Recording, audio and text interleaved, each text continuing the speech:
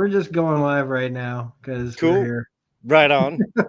Why waste time? Jump right Yeah, into it, folks. yeah. Hey, everybody. How's it going out there in YouTube land for everybody who watches after the fact? Today we're just doing a chill. What have we been watching? We're just talking about stuff and things, as Rick would say.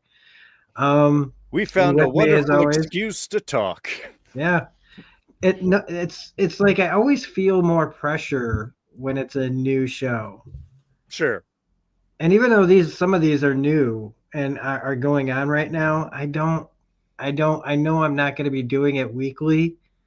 So it's just more like, yeah, here we go. Let's just talk about it. Like, because with Penguin, I was just like, man, I want, recurrent and I don't know. For some reason I put a lot of pressure on myself, but that's like kind of like how I want like a lot of this stuff to go. Like when we talk about what we're going to talk about soon, this is Mm-hmm. kind of how it's going to feel like. So this is like a nice like preview to that. Well, and I think also we're kind of, at the behest, at the whims of the situation things been lately is you and I have both talked about a lot of shows that we are highly expecting, and then it drops, and we're like, what the hell is this? And I was running this for a while when I was even doing regular reviews on my channel. It's like I'd get myself set up to talk about something, and then the show wouldn't be good. And then I'm like, so I get to come back every week and rant about that's kind of boring for me.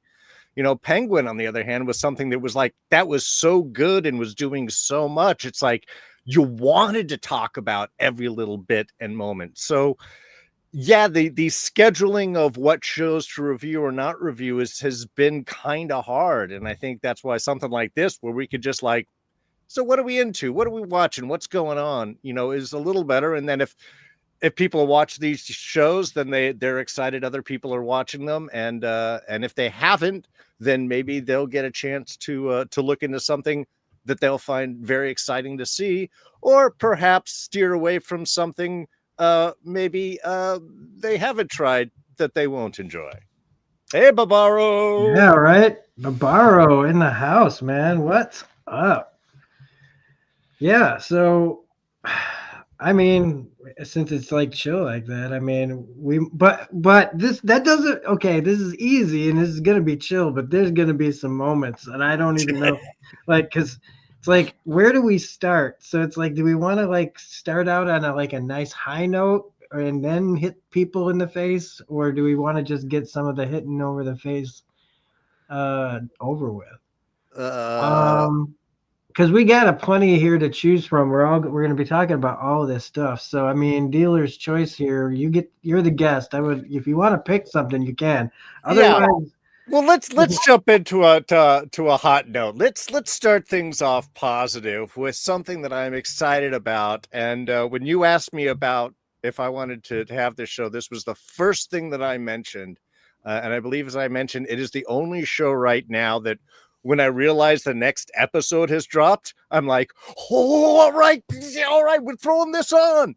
And that's Silo, that's on Apple TV. With Rebecca Ferguson, who's just astounding, but Tim Robbins, who is doing an amazing supportive job, Common, who's doing great. I mean, it's just the whole cast is really good. Steve Zahn pops up in season 2. I'm going to try and not be spoilery for anybody that hasn't watched the show. well, here's the thing. All right, because we can start out like that, and then we're going to tell people to like go watch Silo and come back, and then like just skip over this Yeah. part, like, and because yeah, it's fine to not talk. Not you go ahead and give like your non-spoilery part Well, if you want, but my that's non-spoiler is go watch it. yeah. It's a great sci-fi post-apocalyptic show. I mean, that's not a surprise in how it sets up. I did find initially in the first season, the first episode or two, a little funky start for me, but it's just because it's trying to do so much. But once it gets going, it's amazing. As I said, Rebecca Ferguson is just awesome in every little bit. The writing is really smart. people are making choices like you think they would. There's not a lot of dragged out stuff. When people need to realize an important thing, they realize that important thing. You know, the drama is the interaction and how do we overcome these circumstances, and of course the internal struggles that we're finding inside. You know, that's always the character arc. But yeah, it's in the middle of its second season right now. Apple TV's got a lot of pluses and minuses. There's some really good shows and others that nobody's going to ever remember. This is one.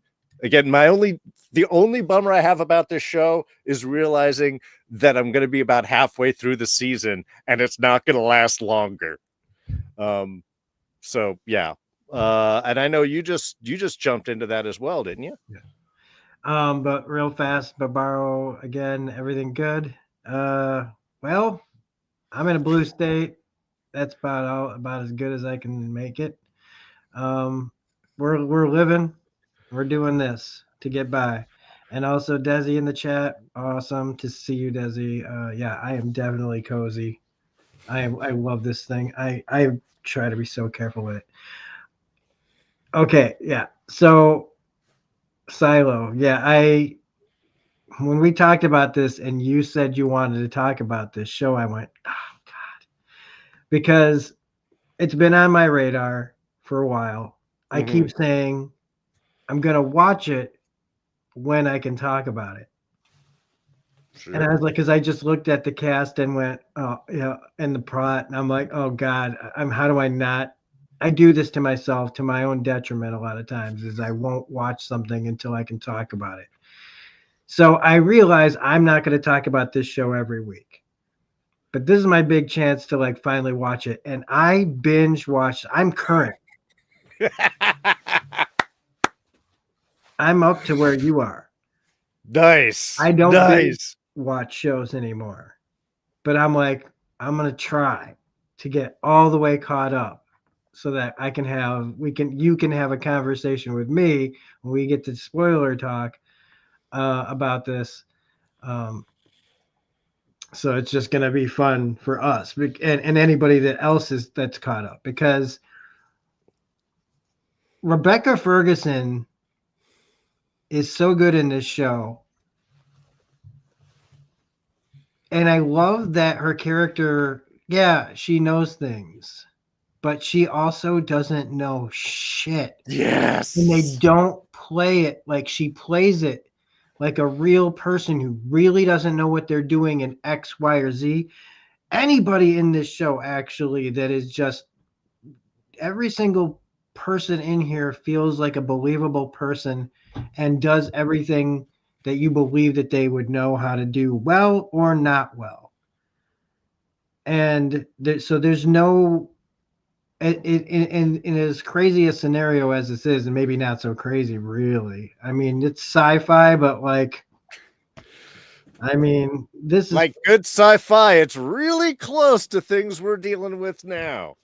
Yes. Well, and seeing how we could end up here, except like that would dictate that they'd want us to live through an apocalypse.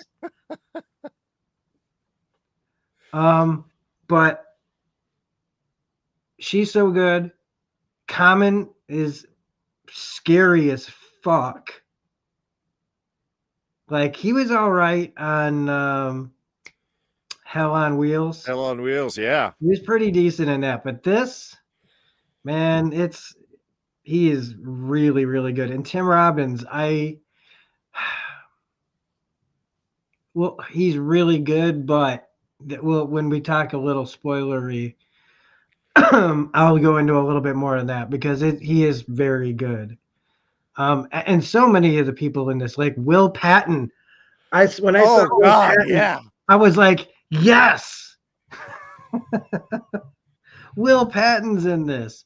The dude who survived so Carl could live, or no, who survived and Carl died for in The Walking Dead's in this. The guy who plays Lucas. All right. Okay. Yeah. Nice. Yeah, I know. I know my character actors. I couldn't tell you the kids I went to high school with, but I could pick out like some guy that was in a movie in 1972 and hasn't been in another movie until now, and I'd be like, "That's dude from freaking there." So, um, but and this whole plot of it's another mystery show. Right. So I'm glad that I'm not talking about it weekly. It's the main reason why I stopped doing interior Chinatown, because I was like, what am I gonna do every video? Just speculate? Oh, Like yeah, like, I all I know. can do in a show like that is like keep going saying the same thing over and over. Everybody's really good in it. It's really weird. I have no idea what's going on outside of, and all I have is questions. And same thing here, except this answers things more, but still fucks with your head. Because there are things that were going on here that I thought I knew and turned out that they weren't that way at all. And but there's a couple of things in this show that I do feel are a little obvious, and that bothered me. Not a lot, but and I Well, let's jump in. Give your like quick long line. What do you think of it? And then let's jump into spoiler talk because I feel okay. like we're dancing around things, and maybe I should have Yeah. just said from the top. No, Let's just go with the just spoilers. everybody should watch this. It's like Fallout, but without the sense of humor. Um, Yeah, but, it's not tongue in cheek. This is how to. Yeah, this is just it's excellent. Um, asks a lot of question about control and free will and can like shit like the thing I thought about was the X-Files conspiracy when Cancer Man and them are like trying to keep aliens from everybody, and Mulder's trying to expose it, and Cancer Man's basically like, you people can't fucking handle it. well, yeah, they do a And great job in that it's a mystery within a mystery within a mystery, but all of them actually have answers. yeah, So there's a lot of satisfaction as we tackle one and realize one thing, and then you realize, oh, but how does this affect all this other stuff? yeah. I think they do really well. Okay, so after all that, we're going to talk spoilers. We're going to be discussing like major things that happen. Maybe be a little subtle about it, but like um some things are going to be unavoidable because I just want to talk about them. Um Again, if I wanted to get my gripe out of the way, it would be that Tim Robbins' villain turn was so obvious. Sure. Um and his machinations, for good or for ill, were all pretty plain, and it's like it's not that because I was already kind of like aware of how much he dislikes her, and there's the snootiness of the people who live up on top, but just there's just some things that are just really obvious for any seasoned television movie watcher, somebody who pays attention to plot and character and all Right. that. This, it probably fooled a lot of people. It just didn't fool me, and that was about the only complaint. If that's like one of my only complaints, because straight up, this feels like I never read the books, and I'm glad I haven't, because I'm really enjoying being able to watch something without any kind of built up, you know, feelings Right. towards it.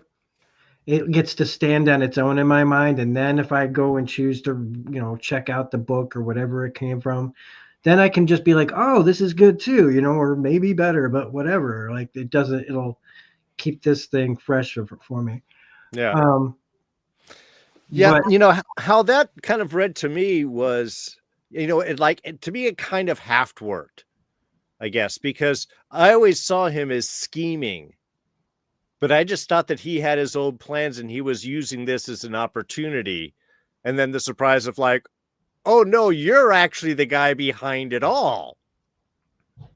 I think was a nice to me was like, yeah, you knew that something was up with him, but to me that was kind of a fun little expansion because I think they kept the judicial and the other judge especially secretive enough where you could think that, oh, those are the big, people behind the curtain who's running the whole thing, judicial, and then you realize, no, it's the IT guys. Of Yeah, course. it just the reason I guess for me it was obvious is that I do what I do. And I looked at what he was saying and doing and I went, "Oh, he wants it all." Like he doth protest too much. Sure. He's so like there's just you could just tell like he wants to be seen a certain way and not be obvious. He doesn't feel like he's being obvious. And to somebody like me who just breaks it down, is like, nope, we have our main like. But the thing is like since we're talking spoilers, it's like again, he's the best bad guys don't think they're bad guys, and with the reasoning that they have to keep people in there, Mm-hmm. it's fucked up because it's like they need to be there to live, but does it need to be structured the way it does? Is Sure. like why do we still need it's Snowpiercer, you know what I mean, like the top of the silo to the bottom of the silo, the people in the mines are the people in the train, the caboose of the freaking Snowpiercer train. It's all that all over again. We have class struggle all over again in this place where we're all meant to survive. We are still fighting each other, and because in this case if we fight the system, there's a good chance we die. It's just still the system didn't have to create it to build itself like this because some people still need to be above other people in this. It's just Yeah, like no matter what, there's always a structure. There's always a top and bottom. There's always, and I love the fact that while they've maintained that, it's like in some ways everybody feels sort of similar, especially over that breadth of distance. It takes a little while for all of the crappier stuff to sort of show up or where you could be in the system. I love the fact that they still haven't shown the mines. yeah. That's still this mysterious, horrible place that you're like, God, you're in the middle of the silo, and all the way down to mechanical, the bottom, the down deepers. Oh, screw those guys. And then there's the people in the mine. It's like, God, there's this even worse place. Which is nice. I think it's their reveal of each stage and each area and each depth, I think is paced really nicely, so it's satisfying. It's like you get a little answer to this question, and then it drops a couple of more. Then you're like, and you go a little bit more, but it tells you. I think it keeps its momentum really well.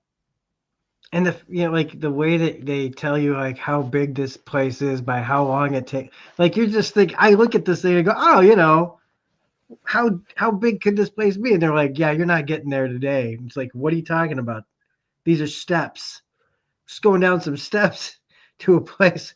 I look down there. It's not that bad. No, it's that crazy.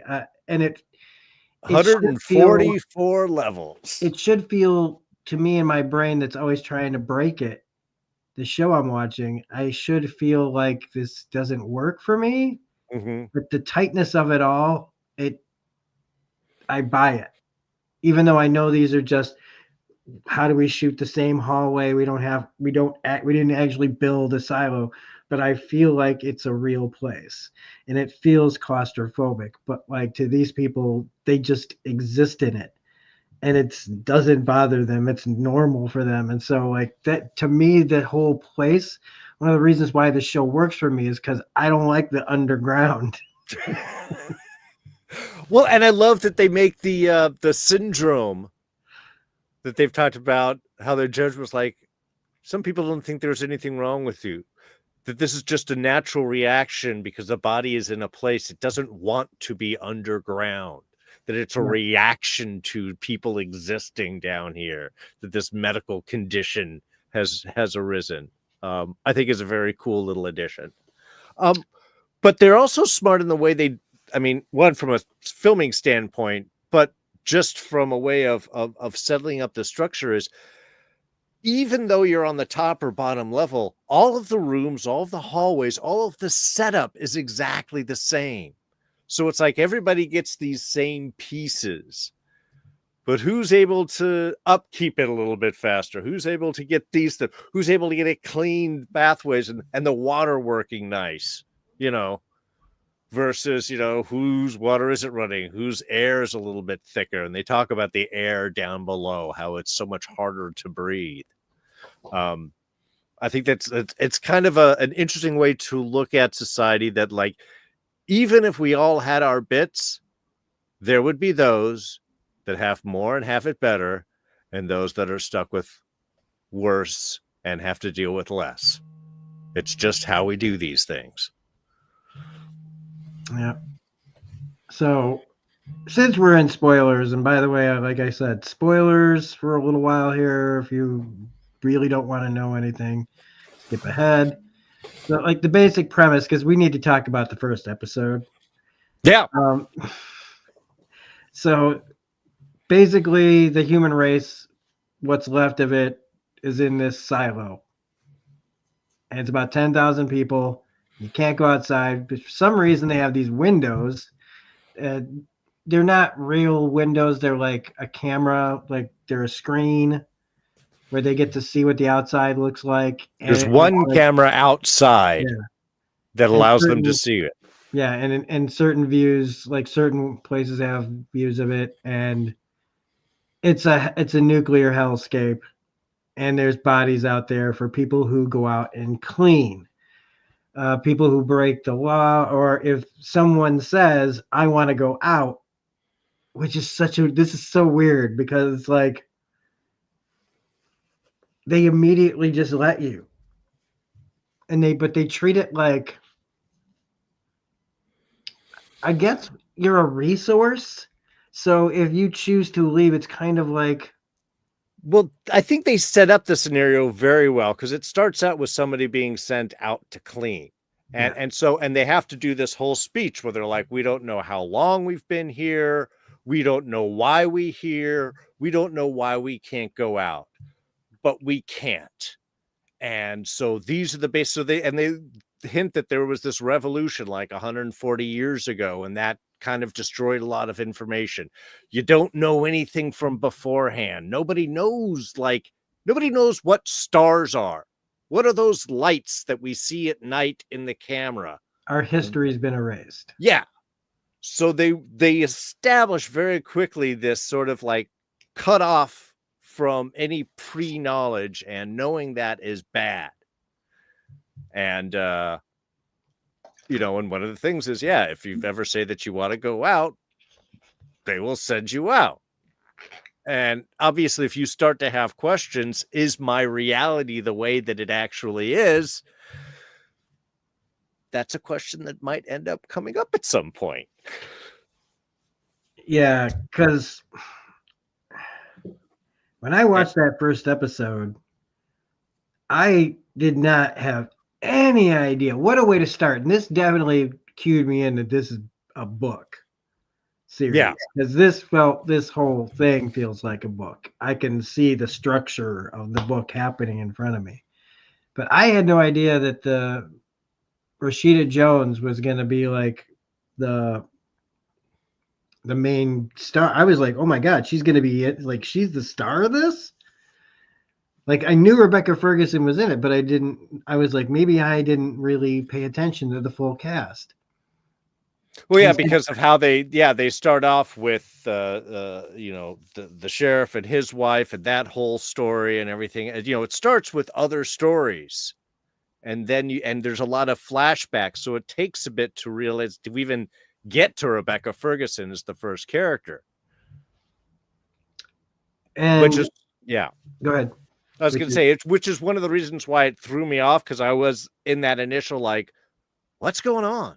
Where are we? I thought this was about what it is, but it's got to give you some background. It's got to give you some taste. And once it's, it's like, once it sets its world up, then the real mystery and everything can start going at full speed. And it lets you think that you know something that you don't. Right. Like it convinces you that, oh, but then punches you in the gut at the same time. So it's like we have these two characters played by Rashida Jones and David Oyelowo.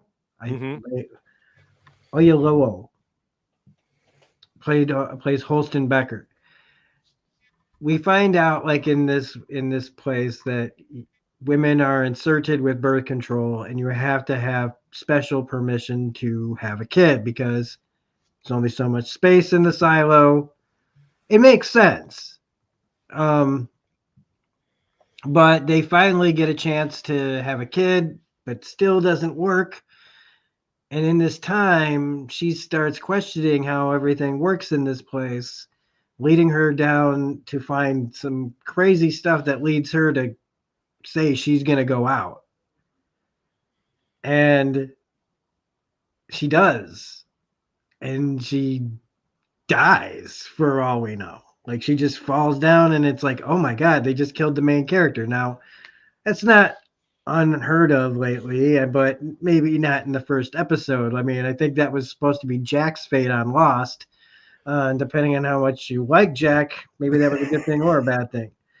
Um, but then by like, they don't waste any time where it's like all of a sudden he's going. I'm like, what is happening in this episode? They're killing the main characters of this show, and it continued.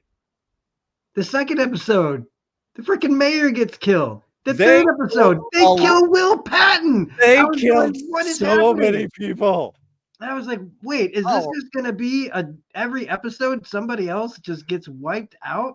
and the mayor and Will Patton. Oh my God, that tiny little like late in life romance that was happening. It's And then just just snuffed out when he broke that chair, thinking about like what how upset he was over like oh no. I mean, they made that perfect. They did it at a great pace. They let you know, and then they took it away. You felt the pain, and then I mean, and again, I was like, wow, I don't remember Will Patton being in this, so this is going to be that chunky stuff.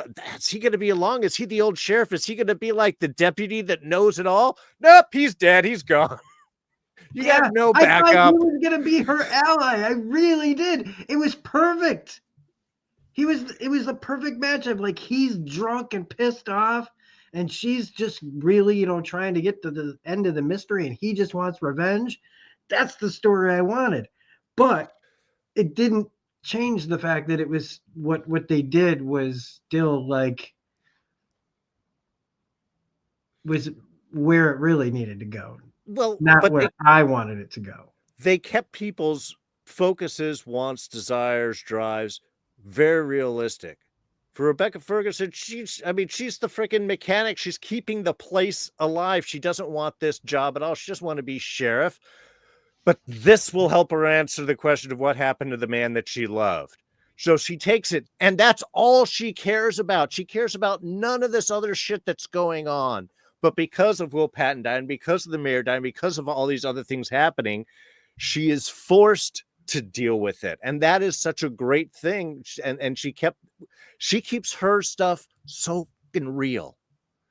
You're right. She knows nothing. She's a smart person that knows nothing. And you can see that she knows nothing. Stuff is mentioned and she's just like, whatever. We're talking about this right now. I don't even know what you're talking about. Stars, these things, giraffes, as we get into season 2, her focus is freaking brilliant. And it keeps it so real. I mean, it's just, oh man. That's what I say. I get Crazy giddy. situation, yeah. I mean, and finding out that like that the actual illusion was what was in the freaking helmets. Oh, brilliant. Because see, what I was thinking was I was like, are they poisoning the air? Is that why they're dying so fast? But no, that it really is a hellscape out there, and people really shouldn't go out in it. Unlike the people in the beginning of season 2, where it's just like oh my gosh, how inspirational. And you go, oh no, the whole time you're like, no, oh no, Yeah. this is what you were going to do. This is what, and why it was important. Why it's important to show what happened to them, because it's important that because of what she did, it's going to cause the same exact thing. And I love they waste no time with that. The minute that he says, that Solo says, yeah, it happens, they go out, once this happens, this goes, she's like, I got to get back. Boom, instant. She explores the new way, gets the new reality, and it's instantly, here is your drive for second season. You've got to fix your suit and get back, because otherwise everybody's going to do exactly this thing. I just, they're so smart in setting up those stakes, and they eat, release it bit by bit. Okay. So we've basically, this is what we've been watching, and blah blah blah. We'll end up going, oh shit, where'd the time go? It's the Silo show, folks. Okay, Yeah. yeah. So watch the show. He and I will probably be talking like Maybe we we'll might as do an well end make of a season season 2 two. At the discussion. end of season 2, we might as well come back and talk about the end of season 2. Yeah. We'll just Okay. make that promise, to do that. So we're gonna move on then to let's do Skeleton Crew. Okay. It's Why time. don't you kick this off? Because I am really curious what your thoughts on Skeleton Crew are. Well, okay. First things first is I'm glad Star Wars is taking chances with this. This is not like when people say that they're expecting some train wreck. It's not. It's not a train wreck. It's competently made. It's definitely showing us something way different than we've seen. Yes, there are Jedi. Yes, there are, light speed and planets and aliens and all of it. Um, and I do like a lot of like this story. It's like the what if One-Eyed Willie's story had a bigger arc. Because when it's showing me all of that stuff, I'm great. I Mm-hmm. like Wolfman. I like all the pirates and all of that. I love the pirate side of Star Wars. It was some of my most fun stuff on Clone Wars was Sure. when they had to deal with the pirates and things like that. So on that level, great. I As jarring as seeing the suburbs is, because again, we didn't see there's lots of Andor that like parts of the world in Andor are stuff we've never seen. Sure.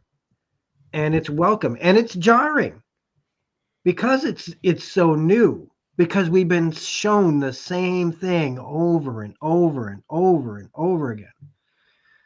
So it's like when I played The Last of Us Part 2 and I was like forced to play as somebody that I was like I don't like her, but it's necessary. It's the plot. It was jarring, but I needed it. Sure. It was, and the same thing here. Like, we need to see these spaces.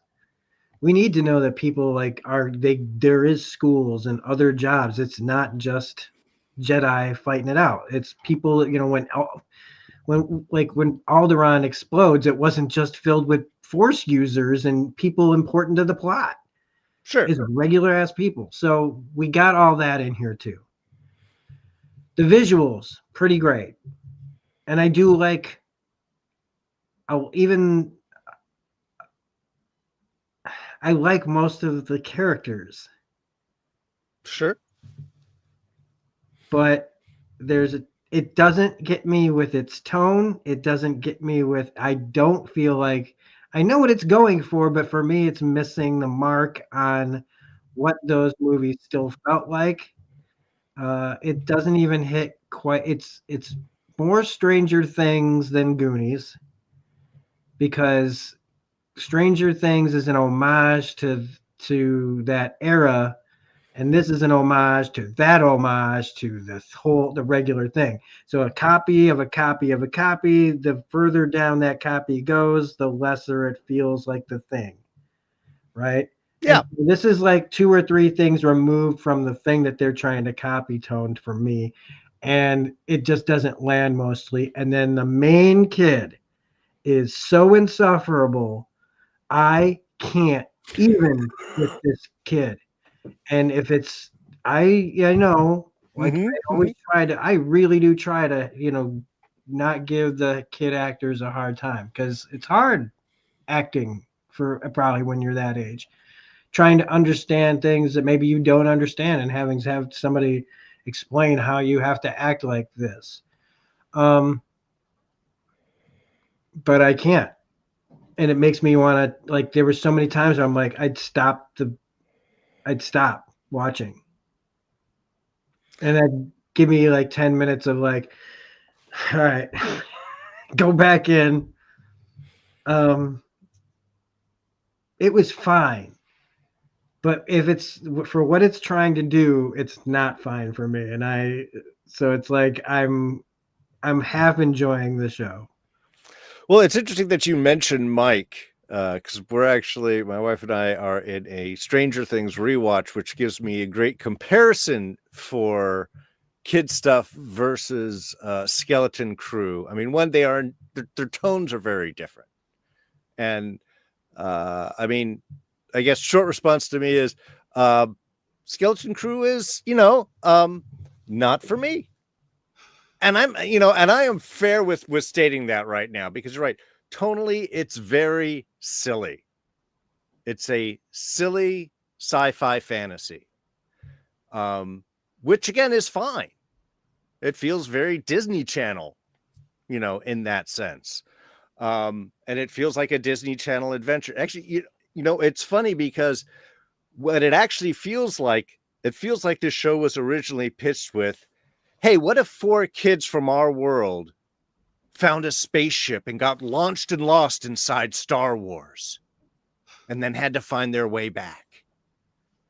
It almost feels like that kind of original idea. And they're like, no, that'll be complicated.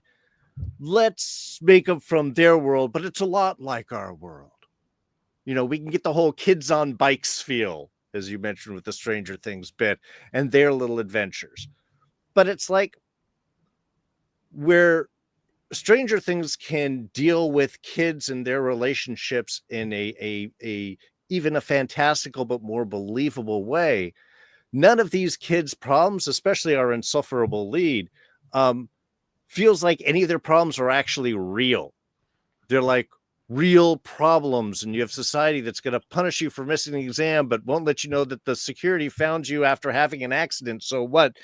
Things like that aren't allowed to happen, and I mean, there's just like of unreality to it. Oh, I found this thing on my way. Oh, I'm able to find that exact spot 5 minutes after you leave. I'll even beat you there. There's a certain, let's create this drama goofiness that feels, like I say, very childish, but not childlike.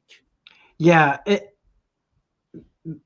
the two boys, they seem like 5-year-olds.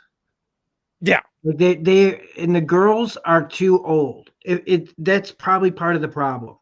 Is there's an age gap that doesn't seem like it should be that big of a difference, but girls already mature faster than boys. So he feels both of them like the little alien. I don't know what he is. Okay, I'm gonna He's call him Trumpy, like the pod he's people now. adorable. Yeah, That's what he is. sure, He's great, adorable. friend. I'm gonna call him Trumpy from Pod People. So Trumpy, Trumpy wants to kill things. Um, so Trumpy, Grogu 2, Electric Boogaloo. Okay, he's all right. He's all right. He's he's the funny side character that's like Millhousey, very Mhm. Millhousey to me, and that's fine. But they both just feel like little babies compared to the two girls, and it's just not. It just doesn't work for me. I like the two girls. If this was just about them, great. But it's just that they don't those two that it just doesn't work for me. I don't feel like he's too I don't No, know. But like they got the pulled off of adventure the kid though character trope shelf and shoved into here. the adventure though is fun. The stuff that they're involved in is fun. I like the idea of like there's a mystery about their planet. Like people don't even know like there's a bigger story going on that's more interesting. Well, I was going to say that is the one kind of interesting idea, which I like. They did is like, what if you were from Treasure Planet and you got lost? That's a freaking cool idea. Yeah. Because, yeah, it's like, well, of course you can't find your way back. Everybody is looking for your place. Yeah. I mean, I do like that idea. Again, it does give you that kind of like Goonies feel. But it's like, it's almost just goofier and sillier then. I mean, Goonies had an interesting fantasy wonderment because it was built off what if there was magic in our world just around the corner? What if you could believe in something and it was really there? And you're doing the same type of idea in Star Wars. And we're like, dude, you're already in an amazing place. What if there was more magic in your magical place? To me, that's why I don't know, it's one of those things that just doesn't always match. But I think honestly, there was actual danger in Goonies. Yes, Coffee Cap, exactly. This just feels a little too goofy and silly for me to believe anybody would really make these choices. So it's like, oh, all right, it's Oh another yeah. I mean, cartoon. literal push the button. Yeah. So he's Stimpy now. Like he's not. He couldn't even the big shiny button, the jolly candy like button. I know they might as well have just done that overlay because it's like, don't touch anything. All right. It's like, why did you do that?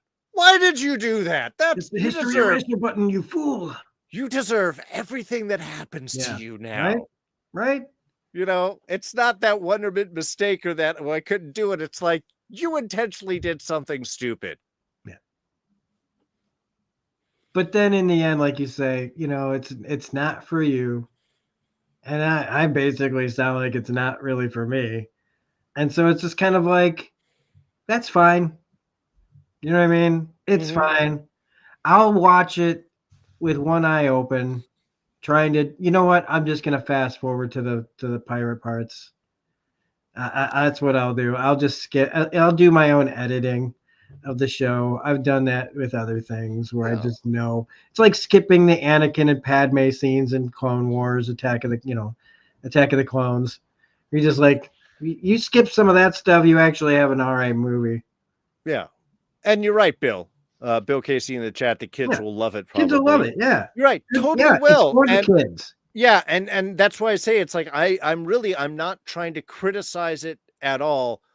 I'm just saying this is to me what it is, and I'm fine with that being what it is. I just also have to acknowledge that that's not for me. Yeah. And look, in a year, if we're having some Star Wars canon discussion and someone tells me about some shit that happened in Skeleton Crew, I'm going to smack them in the face. Like, dude, yeah, okay, so Candyland said that this thing happened. Yeah, fine, exactly. I'm not going to look at this as some, like, connected with the rest of the Star Wars universe idea. Tonally, it is nothing like that. Yeah. But it's fine for what it is. And you're right. I think the kids would love it. Yeah. And I hope they do. And I hope, like I said, I want Star Wars to take more chances like this. Mm-hmm. I know, and they're doing stuff, and that's what Disney is going to do. It's gonna play and find stuff. I think there was some good stuff that happened in the Acolyte. I think overall there were some choices that maybe shouldn't have been made or made differently. But that's just because I want to see more of the type of Star Wars that calls to me. I also admit that I'm in my 50s. So who the fuck's making movies for me? Right. Well, Um, this is where we get to watch like all the dramas and stuff that come across, like. But so yeah, I don't think we need to like say any more about Skeleton Crew. I haven't watched. I don't have Disney in it right now, so I only watched the first two episodes. So maybe, who knows? But No, I think I just watched the third episode just before I came up on here, and it's more of the same. okay. So, All right, up next, why don't we? Well, we might as well just kind of keep it in order here, but a little bit. Dune Prophecy. I don't know if you've been watching any Dune Prophecy. Oh, dude. Yes, I have. Well, I haven't seen the most recent episode, if that says anything. It being Wednesday, and I haven't seen an episode that aired on Sunday. So it's on episode like 4, right? Yes, I believe that would Okay, be so episode I've seen 4. 1 through 3. I haven't seen 4 yet. Yeah. So we're both at the same level. Yeah. This is a visually striking show that has cast some very strong performers in a story I could give two shits about. There's another YouTube channel called is it Just Right, I believe, who did a discussion on the Game of Thronesification of shows. And to me, this is exactly it. A funny comparison, considering we were just talking about Penguin, also on HBO, as an amazing thing. Dune is so hard trying to get that Game of Thrones intrigue and politics and stuff, that they have crafted this very complex story without making you care about any characters, what anybody is doing, or what their story is. I also think this must have been better sent 100 years earlier or 70 years earlier during the end of the Machine Wars, which sounds like an interesting battle. This is about the Bene Gesserit doing a thing. And other people want to do things too. And they're all fighting. I don't care. I don't care. I keep wanting to, because I love some of the characters and some of them, like, oh, here's some potential stuff. But I think it's a stumble. It's a very expensive stumble in my mind. Okay. Wow. Okay. So now we're at like kind of the hot take. I don't know. Okay, look. If you've watched my channel, I did a video talking about like which one did I actually like better, David Lynch's Dune, or the new Dune. Mm-hmm. And I read the book. Somebody bought me the book before it came out, and I read it, and I loved the book.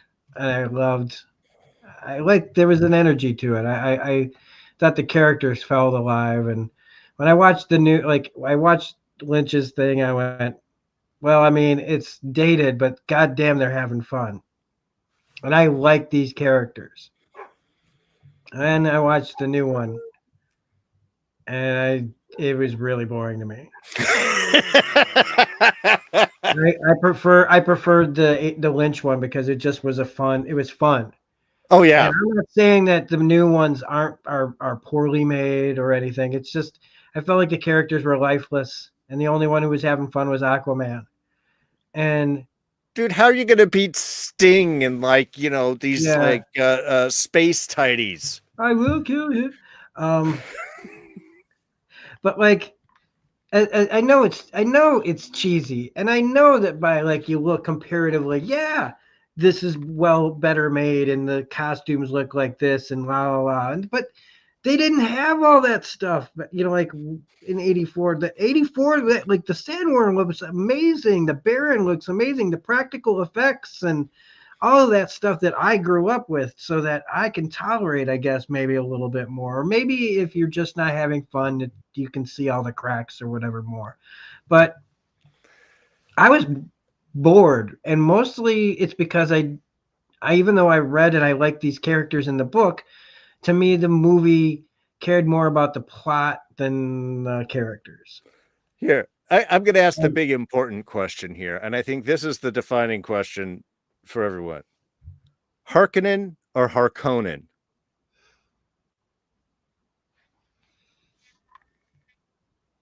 hmm. I mean, am I supposed to care? Well, the true answer is Harkonnen sounds so much badasser than Harkonnens. Harkonnen sounds like Oh something yeah, caught up in your Harkonnen throat. It's sounds. Harkonnen. That's the one from the 84 Dune. And as much as when I first watched that movie, I didn't like it, it does have a style. It has a complete story. It has an arc and feel to it. It commits to its vision. I love Denis Villeneuve. The first Dune was beautiful. I think that there was very interesting choices. Again, I love the performances. The second one, I don't really know what they were going for and doing, and certainly having seen the 84, I was like, well, this ending is drastically different, and I knew the book was different than what had happened in the film and so on, but I think there's a much more satisfying story told in the 84 Dune versus this Dune. And again, I think Harkonnen sounds stupid, and so it's always going to be lesser just for that reason. I am that petty. I want to say hi to Rena in the chat, and I am reading everybody's stuff. Why are people so into Dune? I can never get into it. It's such an odd thing people are trying to push. Timothy slash swoon. Timotei is a little Okay. swoony. I will admit, But this was a long way for me to get to Dune Prophecy, just to say what I felt about the previous Dune stuff. Sure. And you're not wrong about the Game of Thronesy stuff. And when I think about how many people I care about on this show, I don't think I really care too much about anybody. But I'm having a lot more fun watching this than I was watching the new movies. Okay. And I'm gonna sound like a heartless bastard, but dude burned up a kid from the inside, and he's he all is like, he is so awesome. I love seeing him because he was in yeah, Raised by Wolves? yes, Raised by Wolves and Vikings, Yeah. and I like this guy. Oh, I he's like Mark awesome. Strong. I like the machinations. I like seeing like the guy get like told to shut the hell up even after his son gets killed.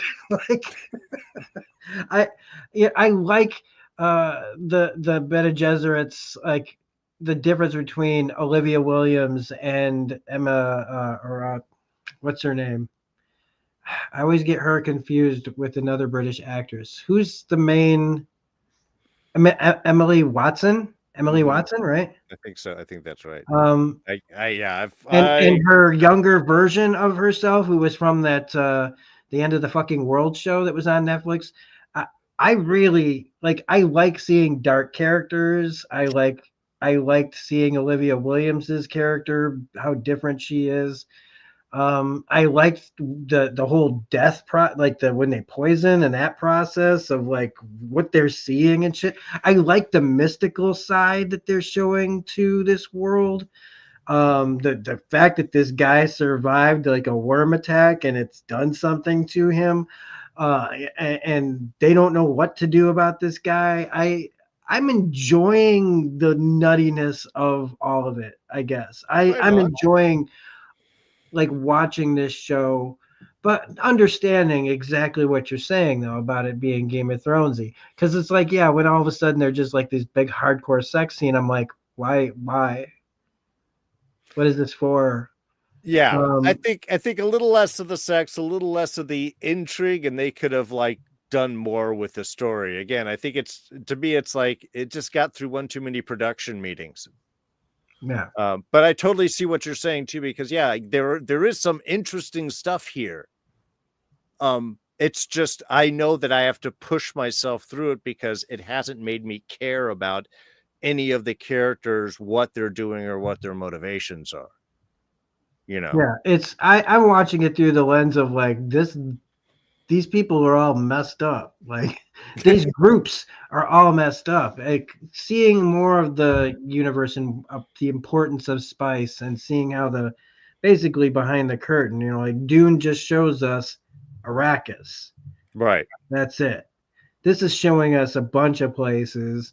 It's explaining a lot more, I think, about the world that maybe regular people haven't or that aren't going to read the books need as well that like those. And if you like the Denis Villeneuve movies, then this expands on that, probably feeds that need that you want before they make another Dune thing. Sure. So even though I agree, I don't really care much about these people. I mean, there's some really fun performances going on. There's some weird shit happening on this show, and I'm here for that. Like, I like that dude can't be controlled by the voice. And now, Oh yeah. how frustrating that must be for for them. Like that's the scene where she almost had her like killed her family when she's like telling people what to do. I don't know. There is some really interesting stuff, but I absolutely understanding what it's not HBO's best work, but Well, yeah. And again, not like we have to agree on all this stuff. That's the great thing about stuff. People see different things in different shows, and that's why it's good to have a few voices. all right. Venom. I don't know if you've seen it. I have not. Feel free to Yeah, say whatever you want. it's another As Sony thing, right? It's which, by the way, I don't know if you heard, the death of the Sony Spider-Man universe ends with Craven. oh They wow. are putting a pause on any more of Sony's spider villain, non-Spider-Man spider films. So there's Well, there's a lot of expectations for Craven right there, obviously. yeah. Well, I mean, when they put the first 8 minutes out, that was to me that was a white flag. Yeah, People are saying, "Oh wow," like, "Hey," but I don't. I think most people are like, you know what this means. I mean, this is just please go see our movie because it's not that bad. You know what I yeah, mean? And and I hate to see the like, well, maybe I don't hate's a strong word, but like when you got the actors out there trying their best to like. But it always to me it always goes back to Amelia Clark saying best season ever when they ask her about the last season of Game of Thrones before it came out. oh yeah. That forced way of talking about it. She's just like, look, we already did the filming. We just have to do. It's just promotion, and then we're out of here, right? Just Yeah. So Venom 3 again, it's just the same. It's Tom Hardy and Venom, if you will. Eddie mhm. Brock and Venom are fun characters to watch in all these movies. Maybe a little lesser than the second one, but because the second one was so goddamn bad. I don't like I said, I don't walk out on movies. I haven't walked out on a movie in a long time. But I almost walked out on the second one and I just couldn't believe I was saying that. Like, This is bad. It's bad. I would have walked out on this one. A couple of movies, and I guess I forgot to put Alien Romulus on the little group picture here. Both that and this and Alien Romulus I saw on YouTube. Somebody Mhm. posted it up there. I watched it. So sue me. I don't. No, that's brilliant. I haven't seen Romulus yet. I will check YouTube. um, but Venom 3. It's again these are good characters in bad movies. The movies built around them are terrible. I watched both of, and I didn't. The reason I watched it and we're even talking about it is just to like again reiterate that Sony just there's just whole swaths of this movie. I've been making comparisons to things being like tie-in. Like this is like the bad tie-in comic that you would have somebody would write and draw before the real movie would come out. Ooh. That's This bad. feels like the comic that would have come out to tie in with the real movie, the better movie, because those things are almost always dog crap, just slapped together, and you feel bad for the writer and the artist that are because it's never. It's like when they it's like calling up somebody from the farm league and saying, "Look, here's your big shot. We want you to do a Venom tie-in for the real thing," and this is bad, real bad, to the point where I just didn't care, and they're just they just don't give a shit about what they're doing and the characters and the lore and any of that stuff. And even though they don't have to do anything, they own it. They can make whatever movie they Sure. want. They want butts in the seats. So the kids, they're trying to sell them on like a whole bunch of symbiotes. So let's just have as many symbiotes as we can running around out there. Let's have a whole bunch of scenes with dude from Rise Iphans. Oh yeah. And my favorite The lizard. and she was in that movie Waiting. She was the really angry waitress. Oh Waiting. yes. She's been around for a while, but I always remember her from the Waiting movie as the mom. Memorable role. Yeah, these just two hippies driving Eddie around and like showing up at Area 51, and they're just there, and it's like, why are you in this movie? Like, You would think that with all of the money that has to be spent making this movie, they would have invested some in the foundation, in the story. No, but see, that's where studio executives get involved, and everybody's got an idea and things that they want to see, and it just it's okay. You know what? It's like a Transformers movie where they cast actors you like in like government or scientist roles. And you're like, Stanley Tucci's, how many Transformers movies was he in? I don't even know. But like, you see these pretty decent actors in these terrible movies, like Chiwetel Ejiofor and a girl from Ted Lasso. Just so like, he's doing his best. He always does his best, man. And most of the time he has better crap to deal with. And in this, he's just a token military villain role sure. for a guy. He should have turned this down. I don't I don't know who told him to take this job or if he had a contract or what. But Juno Temple this is not her forte. I'm sorry. Juno Temple is not a bad actress.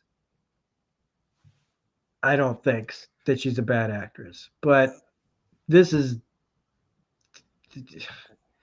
a step down for that. Like your career did not get helped being in this. Yeah, no, this is one that you would take for political reasons or you need money, not to like make an impression.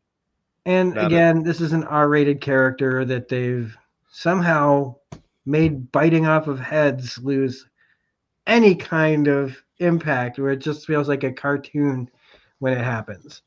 Like, again, look, it's not the end of the world. It's just disappointing. It's just another disappointing thing where you just go, I lived this long to see them be able to make a realistic Venom mixed with a human person so that it really feels like Venom's and Eddie Brock are together, and we have them in these terrible movies. And it's just, that's the disappointing part, is that you want to, I don't know. I think there's still time for them before I pass off this mortal coil to see a well-made Venom movie. Secret Wars is in 2-3 years. You get Black Suit Spider-Man, you get Venom off of that.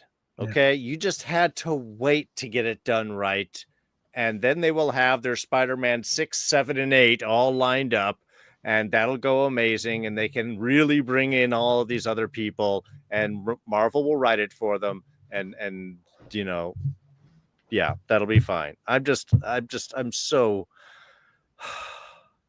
I'm so glad there's not going to be more Spider-Verse movies. Or no, correction. Sony cinematic Spider-Man movies. Yeah. Yes, more of the Spider-Verse animation movies and more of the Tom Holland Spider-Man. And I think there's actually even going to be what Spider-Man Noir with Nick Cage, a live action show. Okay, I will go with that. Man, give Nick Cage anything, man. Give Nick Cage whatever he wants. The costume's legit. Yeah. I've seen it, so it looks pretty good. Segue then into Alien Romulus.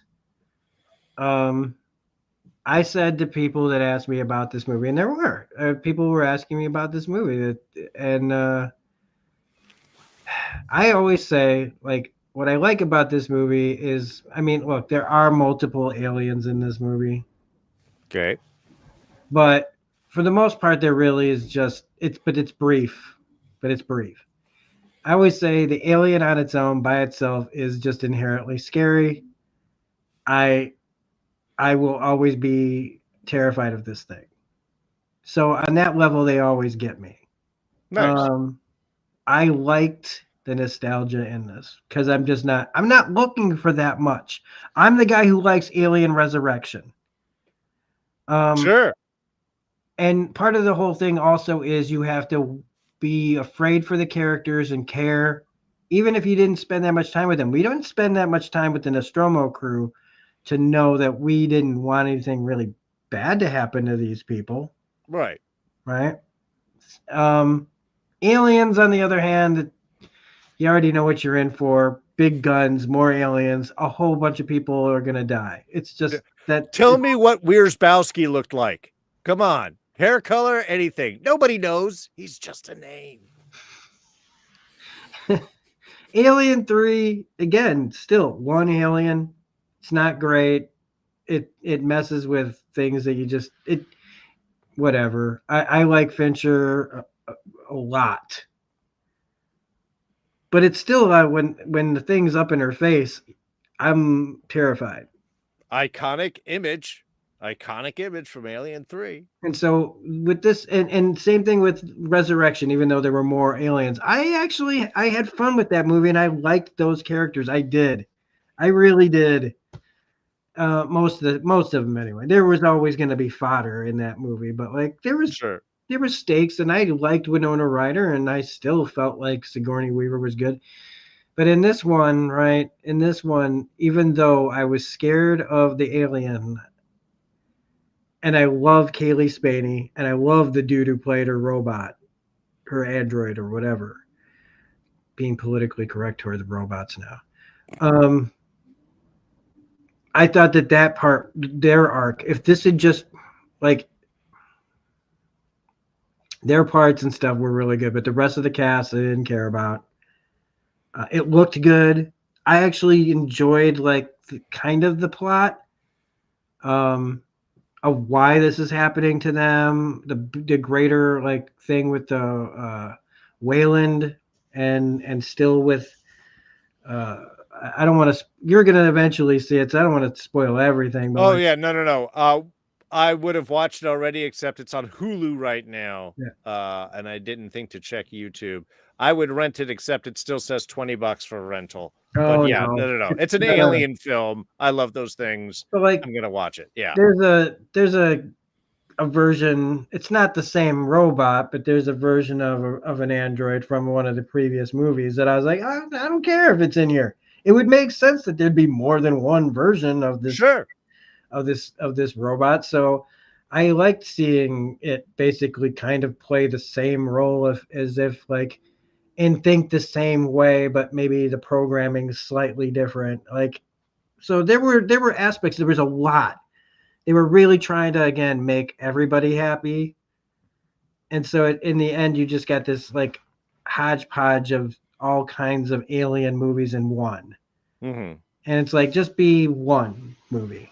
Like, if this would have been like an alien isolation movie where maybe Kaylee Spaney and her android friend get separated for a while and she's being hunted by the alien and he's finding out some mystery on this space station about other androids and what they want with things and his programming, and will he be with, whatever at the end, like side with her or against her, blah blah blah. that's an interesting plot, but I was gonna like you say need, that sounds interesting. Can yeah, I see that movie? yeah, and but it's an alien movie, so they need bodies to kill, and unfortunately, and there's a pregnant lady in this, and I went, come on, how much scarier do you have to make this thing? All right, why do Sorry, you have to add that stake to the whole thing? I'm all wrong because all I'm thinking is the alien then pops out with the other baby arm and arm. They're like, "Let's go get him, buddy!" Yeah, but I think that's on the Spaceballs 2 version, maybe.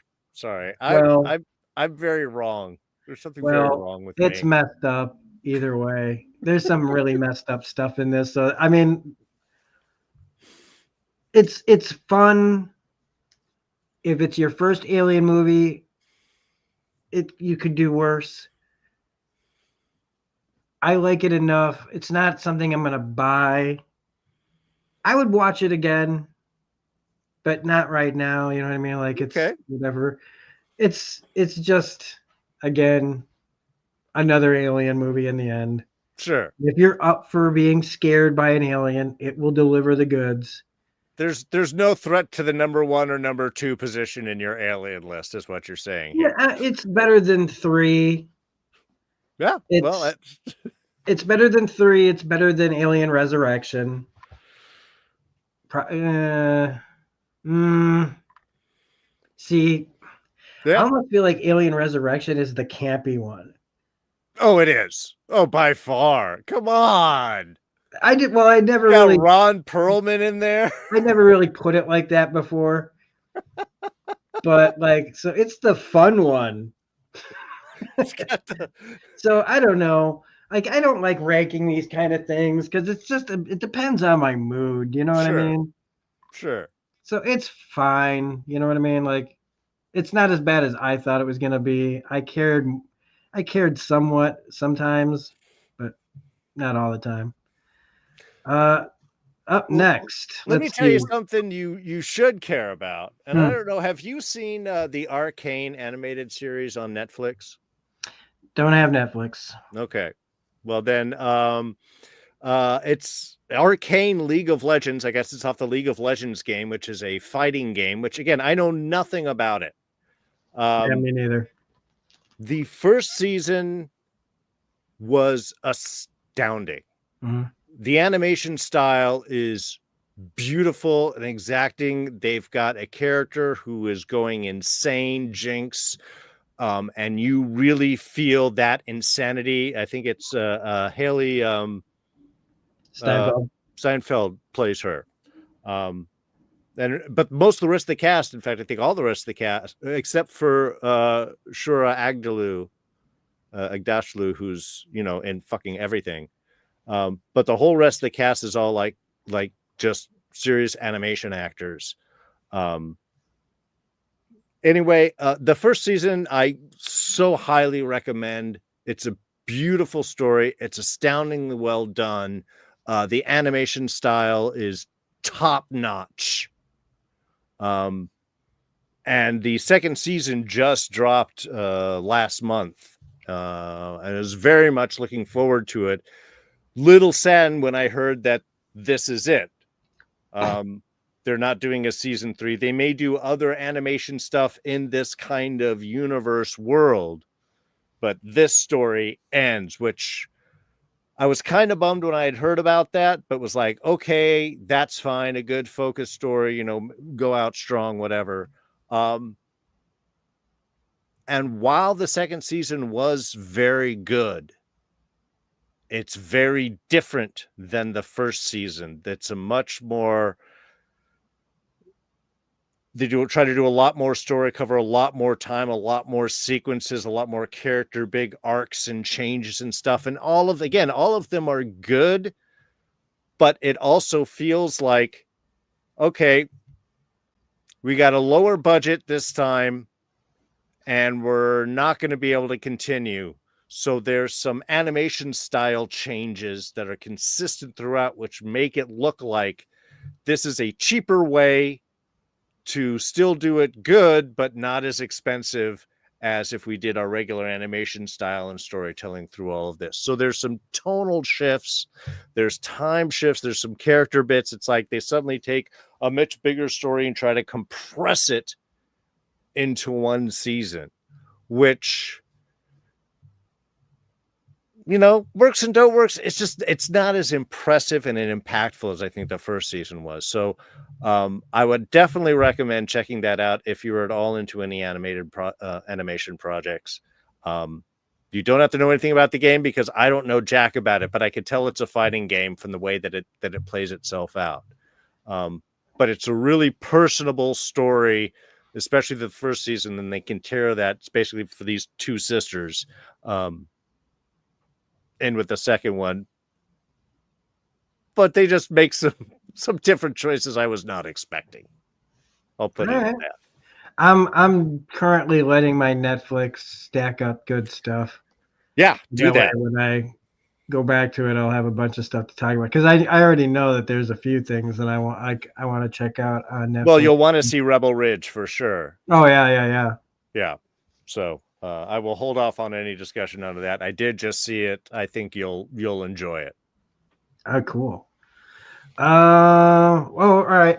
Real fast for those people who are comic book lovers of my channel that have been wanting more comic book talk for like we've been talking about what have we been watching? Well, this is what I've been reading.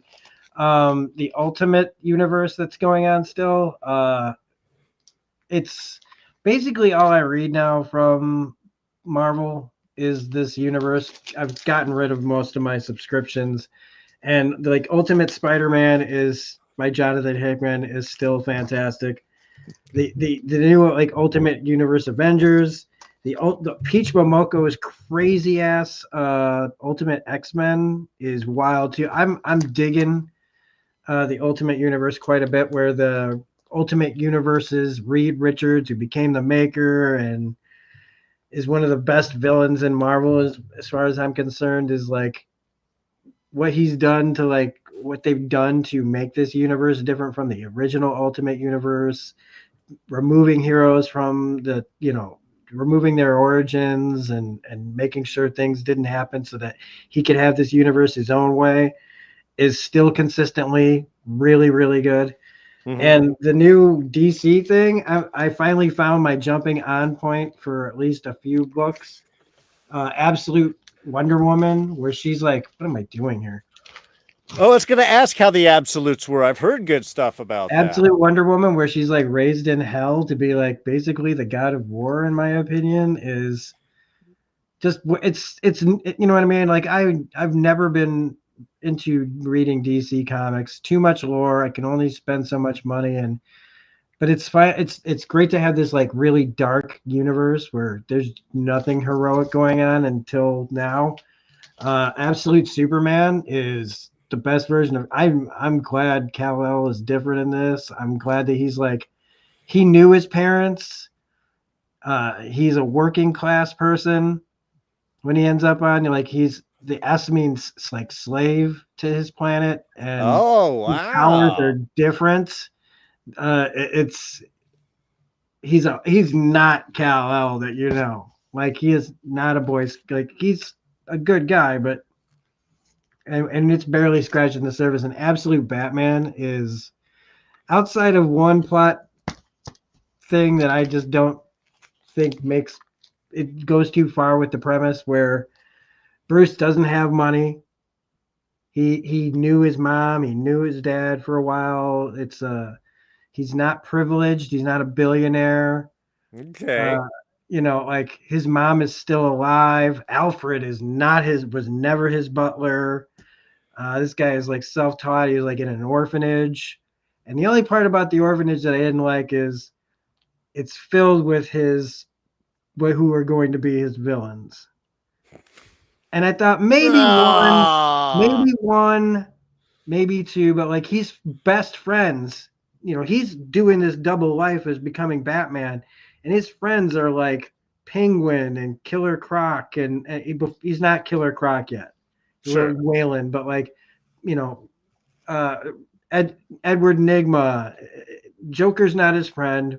They don't know Joker, but it's still like it's the only part that I'm like, okay, But otherwise, Absolute Batman is amazing. The way that he uses his suit, everything. For you, I wanted to show you the Walking Dead number 100 reissue. This is Negan. Oh, nice. I wanted to show you that one in particular. Jonathan Hickman doing Aliens versus Avengers. This should be a stupid ass book. It's not. It's Oh, what nice. if this was actually done right? Holy shit! I'm Well, not going to tell anybody. Disney does own both. This is it. They I don't know how they talked Hickman into doing this book, but he knows how to write. This is a serious book with serious shit going on, but still, like, you want to see big hero moments. Captain America and Hulk staying behind on Earth while everybody else gets to escape, while the aliens are just overrunning everything. Wolverine Revenge, another Jonathan Hickman book. I've been reading this and wondering what the hell. This seems really simple, and it's because it is. It's too simple, and this book is about to flip it on all of our heads. It's very violent, but what we're seeing is not what we're seeing, and so anybody that's not happy with that book, just wait. I'm telling you, issue 4, we're gonna find out that none of what we just read is actually what we just read. Speaking of Wolverine, this book came out last year and I'm just finally reading it. Predator versus Wolverine, another book that should be fucking stupid, but it's one of the best books. This is this movie would print money. You think that Deadpool Wolverine made a bunch of money? If you made this movie, you would make $2 billion. Benjamin Percy writing this, he knows Wolverine, he knows aliens, he knows Sabretooth. Get this guy to write the screenplay for this, because this tells the story of Wolverine across this time and how the aliens were like a predator. I mean, hunted him when he was young. And because of what Weapon X did to his memories, this one keeps coming back. But he doesn't remember all the times that this thing has been after him. And it's told, there's a present story. So it's told over different periods of time when this thing keeps coming for him and it can't kill him. And it's how it's trying to improve itself to finally beat Wolverine. Sure. It's a really good book for what it is. That's kind of cool. Well, see, but I like the Wolverine stuff that's done over time. There was one that was like from the perspective of like this park ranger or this cop or whatever that like knew him over several periods of time, had like served in the army with him and then worked with him when he was younger and then when he was older. And it's just cool because the last time is after the whole Weapon X program. And so when the guy dies at the end of it, he looks up and he's like, Logan. And that's how he learns his name, is he's like, there's somebody that knew me. It was just like one of the early type of stuff. Yeah. But it's like, yeah, that's the cool badass stories that you could tell with Logan that they never really got into. So that sounds great, because that sounds like the basis of a really cool story with those two, similar type of characters, really. I could imagine a really interesting tete-a-tete between the two of them. And finally, I'm reading Jonathan Hickman's Fantastic Four. I've been reading a lot of Hickman stuff. This, I think, is a good series to read if you're excited about the new Fantastic Four movies, because this dives into the Council of Reeds. That's going to be a thing in, at least, I don't know which movie they'll put it in, but the Council of Reeds, but also it shows them as explorers, as scientists, as a family. Yes. The writing is really good in this, in Hickman's run. It starts in like issue 570. It shows you why people should like the Fantastic Four and all these characters.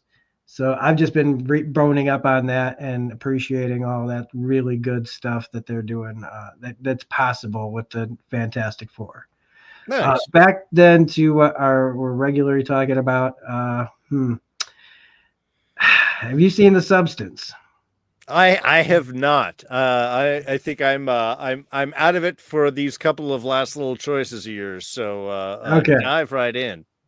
I'm not gonna spoil everything about the substance I have because, heard good but stuff, but so I'm excited to hear Margaret what you have. Qualley, Demi Moore, Dennis Quaid in this very Cronenbergy story of a woman who uh, is being fired from her uh, fitness show. It's well, I mean, there's fitness. But it's like ESPN at 7 in the morning on a Saturday. You know, it's Sure. lots of bending over and saying and thrust.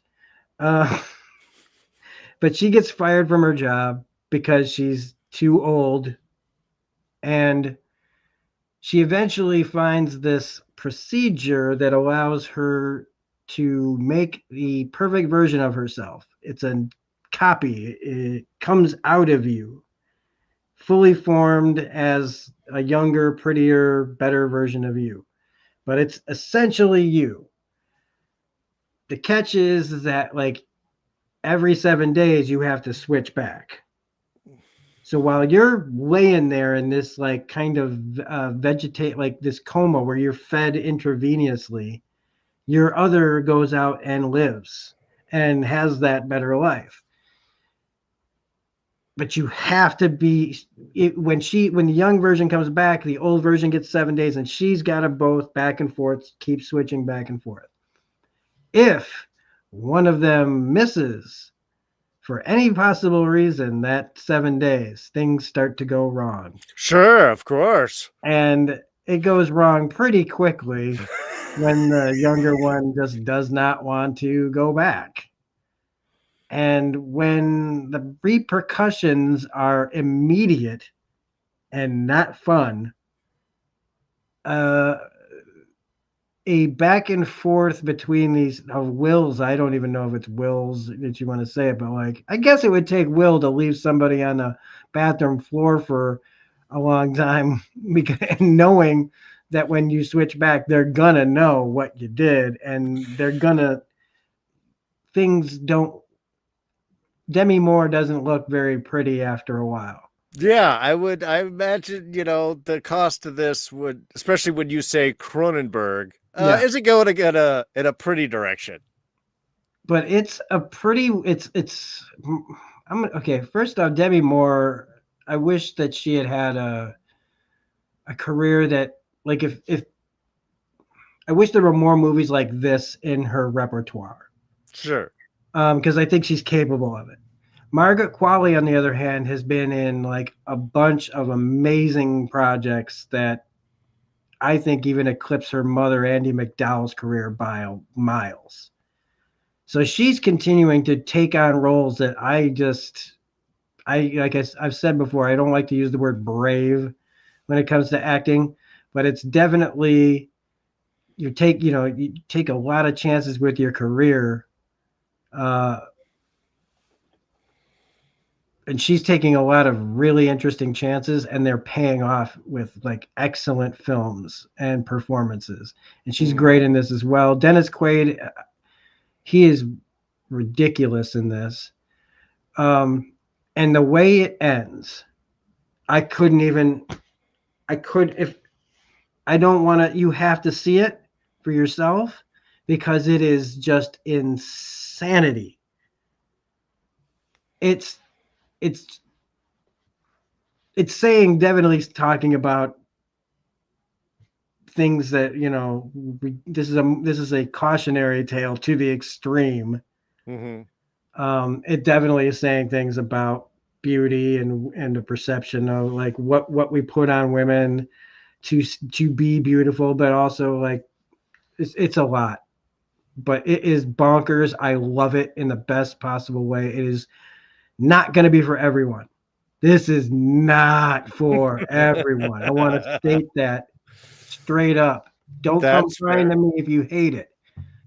But it is, again, I love films like this. It makes me realize there's more out there still than like Marvel movies and Star Wars, and this is where I have the most fun talking about, and I would love to talk about this movie more and more and more.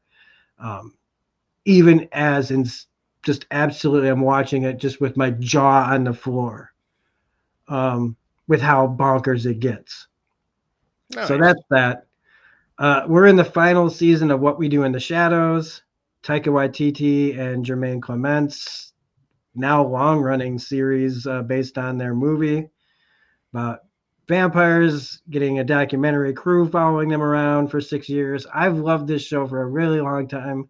I was so excited that they were going to make a show about it, but it has been to me after like season 4. I was like, the premise is as good as it is. I keep going, go out on a high note, go out on a high note, before it starts to get stale. It felt like the premise was getting thin, but god damn it if it isn't still hilarious and amazing and more and violence and and just tongue in cheek. And Taika Waititi is still, like he said himself, that the show has gone on for too long. But this final season is great. They're finally circling back to the whole we're supposed to be taking over the country. Um, but in reality, it's really like a bunch of vampires who really don't want to do that. And it's not just them, it's kind of like the vampires as a whole are just kind of more acclimated to our society, even though they still kill us all the time. Sure, They, sure. they're enjoying this time of for them, like for us, our world is a nightmare, but Hey, they're enjoying that internet they're dating has to undead. be perfect for vampires. I mean, come on. But what they've done with all these characters to keep them consistently funny and interesting is great. Um, and that's I honestly I just wanted to bring it up because I think more people just need to see this show and the movie, uh, because the actors involved are all top notch, great comedians, and the guy who plays Colin Robinson, just every single thing. I still want to just make sure everybody knows about that show, uh, which will bring me to the last thing I want to talk about, which is The Americans. This is a show that ended a few years ago, Hmm. started in 2013, and the more I've seen of this show, the more I have to admit to myself that this is like there's a difference between your favorite thing and the best thing. Like my favorite movie is probably still Fight Club, but I Sure. know it's not the best movie of all time. To me, the best is like The Shawshank Redemption. It is a damn good movie though. Oh yeah, it's a damn good movie. But like, if I'm honest, it's still like I go, The Shawshank Redemption is just a better movie. Um, and I love X Files and Breaking Bad and Better Call Saul and all that stuff. But if I'm really being honest, The Americans is probably the best drama, and including The Wire too. Um, is probably the best drama ever made.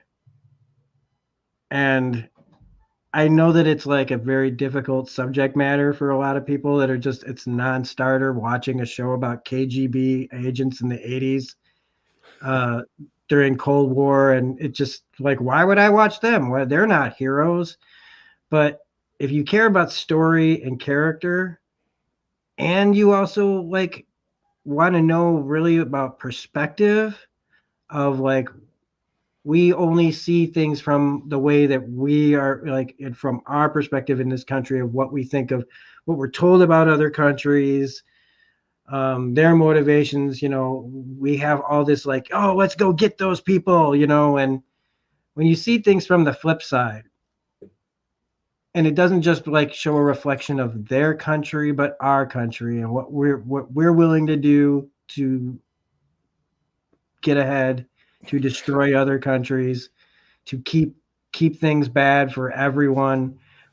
It's on that level. It's really really good because it does not shy away from the brutal indifference that a lot of people have, Hmm. um, and portrayed with brilliance by the two leads.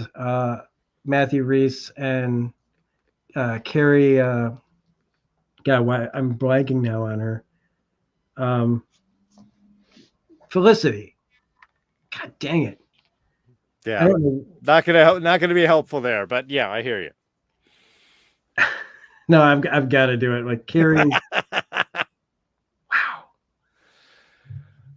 wow, and Look it I up on my phone, man. yeah, it just bothers me that I can't remember her gosh darn name.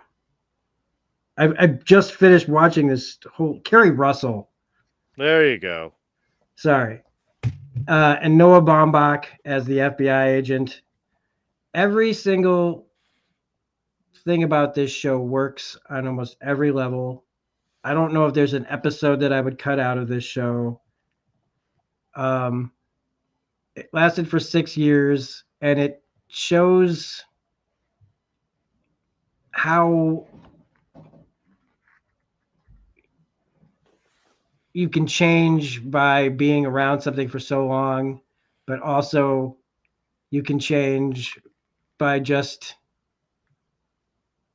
I don't know. It's hard to break. It's hard to break this show down in just this little blurb, right? But if you really want, like, this show comes with my highest recommendation I could ever give to anyone. If you've been on the fence about watching this show because you're afraid of the subject matter, it's time to get over it because this show didn't get. I can't believe they allowed this show to keep going when no one was watching it. It would win awards, acting awards, best series awards. Nobody watched it, and I was one of those dummies too. I didn't get into the show until I binged a bunch of it when it finally started popping up on streaming, and I did watch the last season when it was actually out. And what these two people do over the course of 6 seasons is some of the most what the fuck moments on TV. And it's not no fantasy, it's just real shit. Nothing about this feels like you're watching a show. It almost feels like I'm watching people that I shouldn't, like I'm watching a family and they don't know I can see them. Um, and everybody in this feels like you're just a fly on the wall, and it's believable. The writing, the reactions, everything, the music, the way that they craft this whole plot, where it's like, how the hell could an FBI agent live across from KGB agents and believably never catch them throughout the course of this show? They explain all of that. They show how deeply they will manipulate anybody to get what they've been ordered to do. Sure. Favorite characters will die, and it's believable. It's not just thrown away. No, nothing happens in this show without a lot of care put into why things happen. Whether you like it or not, it's what would happen. And there's plenty of times on this show where the wrong person at the wrong time, wrong place, wrong time, and you're like, oh God, no, and they're going to be murdered. Like, you're watching a show where the two main characters are. I mean, if they weren't under, like, basically soldiers under order, you'd call them serial killers basically, because how many bodies get dropped on this show of just happenstance because it's the job. But when the job starts to become too much, when there doesn't seem to be an end in sight, and you start to question why you're doing these things, and you have to live with what you've done every day, having to swallow more and more of the bad shit that is you're being told to do. What does that do to a person? Right. This show doesn't give you, it doesn't let the characters off the hook ever. It's got one of the best endings ever. If it's one of those character shows that cares about every character on the show. So if you're ever going like, oh God, I hope they tie up this or that or whatever, they do. but they also there's some ambiguity to it that is necessary because you just the show has to end, and there's plenty for you to think about afterwards that make Sure. you know like you want to know what happened to these people still, even though they don't exist in real life. They are based, this is sort of based on a couple of spies that were working here in America at the time. But, and I don't know, I can't remember if you've seen this show or not, but, um, I have not. We attempted to watch it before, but I had actually mentioned it to my wife before I came on that I was like, I think Rob wants to talk about the Americans. Like, well, I think we try that, but we can put it on the list to try and check out. So I'll try and make sure it stays on the in the queue. I never thought that this would be an interesting show to me. Right. And I was never I never really thought that much. I was like, I had that internal bias, like for Carrie Russell, I was like, Felicity? But she's so goddamn good. Everybody in this is so goddamn good that it's just, you go, I completely believe every single person's performance in this. With Margot Martindale in this, with Frank Langella in this, John Boy's in this. I like he was really good at this. Every character. Oh, the guy who played the Hydra agent on Shield. What's his name? That gets killed in the Winter Soldier when he gets pulled out of the car. Oh, Well, yeah. well, he's Well. in this, and he's good. You know, like Dylan Baker as a scientist who has this like arc that is just so tragic. The girl from that plays Nina, who is on that really shitty Walking Dead spinoff. Um, oh my god, one of the like the stuff that this person goes through and how it all plays out is just unbelievably like heart wrenching. The people that get caught in the wake that they still follow and seeing their lives, you're like, oh my god, like these poor people. But it's like so dramatic and so well done and so believable that you just like go, my god, like I just can't sit here and not say that this is probably the best drama I've ever seen, hands down, bar none. And you have to at least watch it once all the way through before you die. That's definitely, this is like up there. Like I could say you could skip a lot of shows, but if you watch this show, if you get all the way to the end of it and you tell me that wasn't one of the best shows you've ever seen, I don't know. I don't know. I don't know what to tell you, but you're wrong. And I don't like to do that. Everybody has the right to like or dislike whatever. But in this case, if you don't like it, somehow you're wrong. But not really, because again, I think that this show, again, it'll trigger a lot of things for people that are just, it's hard for them to watch a show. But like, y'all watched Tony Soprano for 6 years and loved watching him, be a horrible person. Well, these people do horrible things, but it's like, God, all the horrible things they do, and you still wonder, like, are they really horrible people? They are, but are they? The conflict in your own head as you're watching these people do things or not do things Sure. is just, it's amazing. I mean, maybe I'm just too skewed towards character, but like, I mean, it's like, that's really what the basis of a story is. well, I mean, I care more about character than plot. Sure. So maybe that's my own little bias, is that I find the characters so believable and well, and just the setting and putting myself in terms of like, where was I back in 1984? Like I was sitting there watching, Back to the Future while, the Cold War is going on. I was like, it's part of my own history that I didn't know about.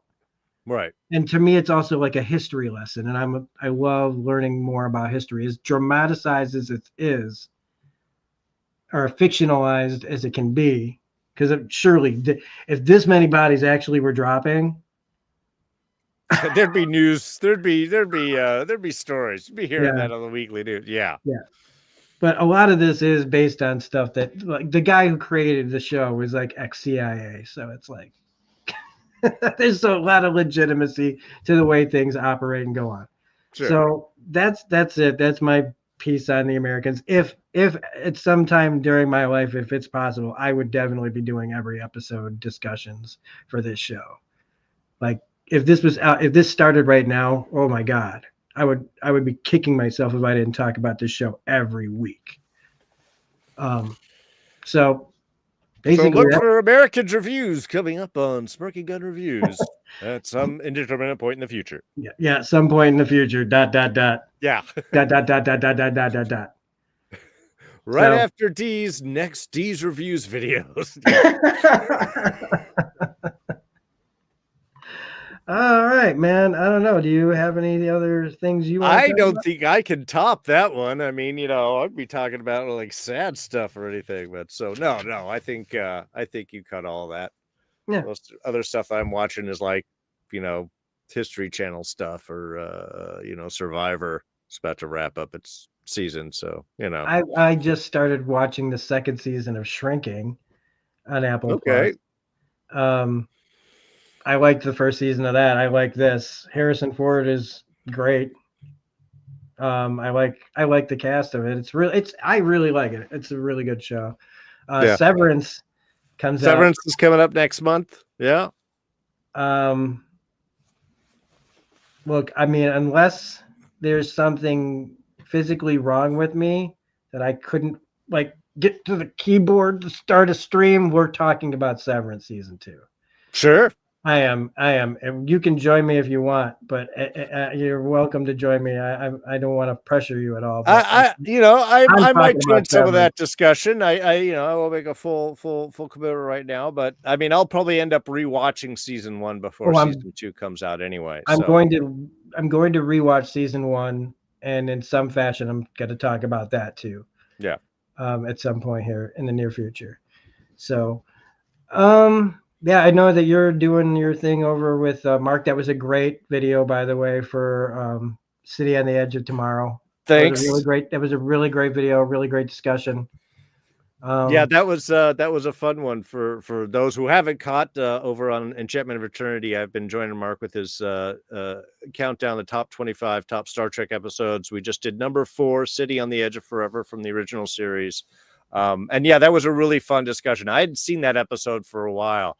And it's one of those episodes where it's great to jump back into and go, wow, this is really good. Even from today's standards and some of its pacing and presentation and stuff, it's really well done. So yeah, thanks. That was a fun chat. So you're I don't know if it's weekly over there or if it's just whatever. It's once a month. So okay. We'll be doing his number 3 next month in January. And then I guess February's 2 and March we'll finally wrap this up. He's been doing it for about 2 years now, so it's been a fun little journey back to those. Excellent. So yeah, we've got our thing still happening here. We'll figure out a time. Yeah, we're gonna be making a fun video, and I don't know. I have some other ideas too, man. There's some other movies, and I'm like, I was going through. When I was thinking about I had to get rid of most of my streaming stuff for a little while. I pulled out a bunch of Blu-rays and I'm like, oh my God, man, if we talked about this or this or this, like I was like, oh my God, some of these movies. So we're going to be coming back eventually here pretty soon. As soon as I get off my butt and do a little more research with a fun video for everybody. Other than that, yeah, I'm not really doing anything but more games stuff. I've been platinuming a bunch of games. We're still playing Metaphor Refantasio on the channel. Bill and I started playing It Takes Two. It's a co-op game from EA. It's really funny. It's really interesting. So we have to work together to get through the game. Nice. And we're doing another Baldur's Gate campaign because we're always doing another Baldur's Gate campaign. This is the great Rob's got to get his platinum for this game run, this campaign. Yeah. So we're just I'm just a regular rogue he is not a regular bard. He is he is like a super bard. And after that campaign, we're going to be doing the mod campaign, where we're going to be able to. We're just going to build a fun campaign around all the mods, starting with being able to get to level 20 instead of capping out at level 12. Because level 12, we get to Act 3 and we're already hitting level 12. So that means like all of Act 3 we're capped out, but not this time. So we're gonna try a whole bunch of new stuff for that campaign. That's what's going on my channel. Um, Anything else that happens is basically happenstance like this. I just got it in my head, say, hey, let's talk about some shit, send a message out, got a response, here's the video. So I want to thank Darren as always for being here. I want to thank everybody in the chat, my hardcore group of friends, Desi, Rena, Bill.